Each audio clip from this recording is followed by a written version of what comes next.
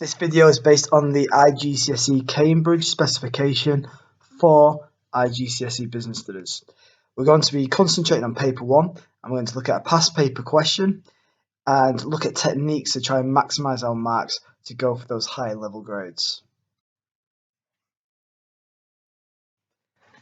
So this past paper question is based on Unit 1 and it looks at the different types of ownership. So if we read the case study, and just remember in paper 1 there's only a snippet of information, but that doesn't mean that you don't prioritise in terms of application. You need to make sure that all your answers still relate to that piece of information. So Gowrie has always wanted to start up her own business, making leather goods such as bags and belts. She's already asked about microfinance and what help the government will offer new business startups. Now in terms of microfinance, what that is, it's a method of borrowing, it's a method of external borrowing, and it's usually entrepreneurs that need financial support. Their finance is very limited and they need that extra help. So a company will issue them a loan to help them. So anyway, it says there is still a lot to do. I need to plan my sales promotion and find out about how legal controls could affect my business. Gary's not sure if she needs a business partner. So the question is, do you think it would be better for Gary to have a business partner rather than be a sole trader? Justify your answer. And as it's a justify, this is a 6-mark question. So the first thing we're going to do is we're going to look at IDF, instruction, direction, and focus. I would start off with the instruction is justify. And just remember, when it's a justify, you have to do a balanced argument. So a reason why Gary should go for a business partner, and the reasons why maybe she should do it alone and become a sole trader. And then that allows you to go into a conclusion without any bias and to try and justify which argument is the best. The direction is looking at Gowrie, so remember that the answer has to relate to the entrepreneur's situation. Now it's easy to consider what the advantages and the disadvantages of a business partnership and a sole trader just in general, but that would not be answering this question. This question is based on the situation above in that case study. So the answer has to be specific to that situation. The focus is the theory that's involved within the question. So there's two pieces of theory within this. There's business partner and there's sole trader. So we have to make sure that we acknowledge both of them.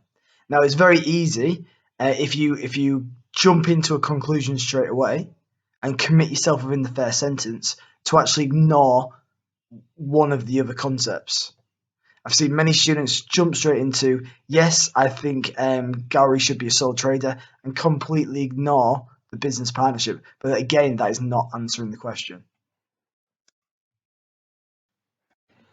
So when considering the option, we have to revert back to the case study just to make sure that our initial points are based on the situation.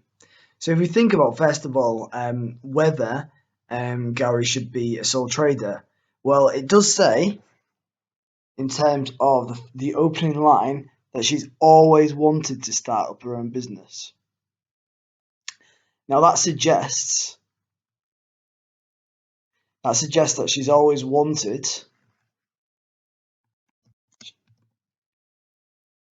or Gowrie has always wanted to be her own boss and make decisions based on her leather goods.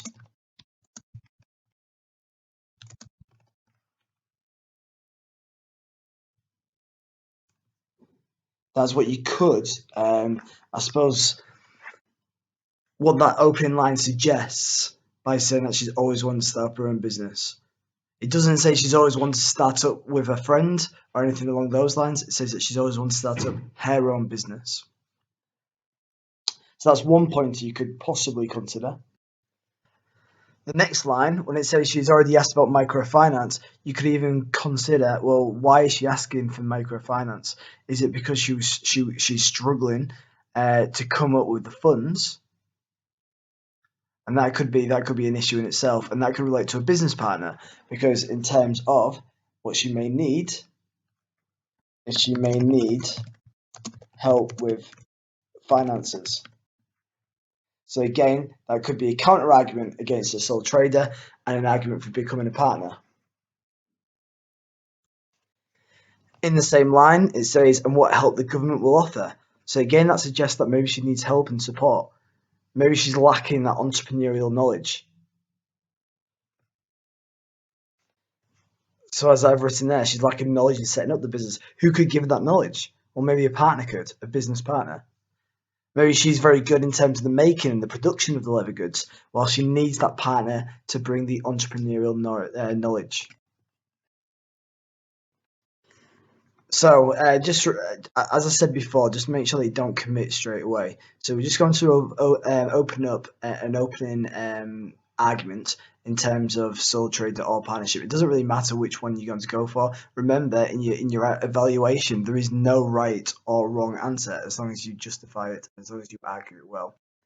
So to start off with. So I started off with saying that Gary should have a business partner, and I've related straight to the case study to tell the examiner that I've considered the application. And I said the case study suggests that she lacks entrepreneurial knowledge. So that's my main point. It states that she's unsure about legal controls and has asked the government for help. Again, further application. A business partner might have good business understanding, which is my reasoning. And then it's specialize within this aspect of the business, letting Gary to focus on the manufacturing, and that's my development. So again, my point is in terms of lacking entrepreneurial knowledge. My application is that she's unsure about legal controls and has asked the government for help. My reasoning is that the business partner might have good business understanding. My development is that it would allow them to specialise within this aspect of the business, and furthermore, let Gary to focus on the manufacturing. But now I need a counter argument. I need to think about, well, okay, that's a good reason in terms of why she should have a business partner, but now why should she be a sole trader? So I'll do that bit now. Okay, so my counter argument, I've put, however, the case study also states that she is always wanting to set up her own business and therefore suggests that Gary wants to be her own manager and make the decisions for her business.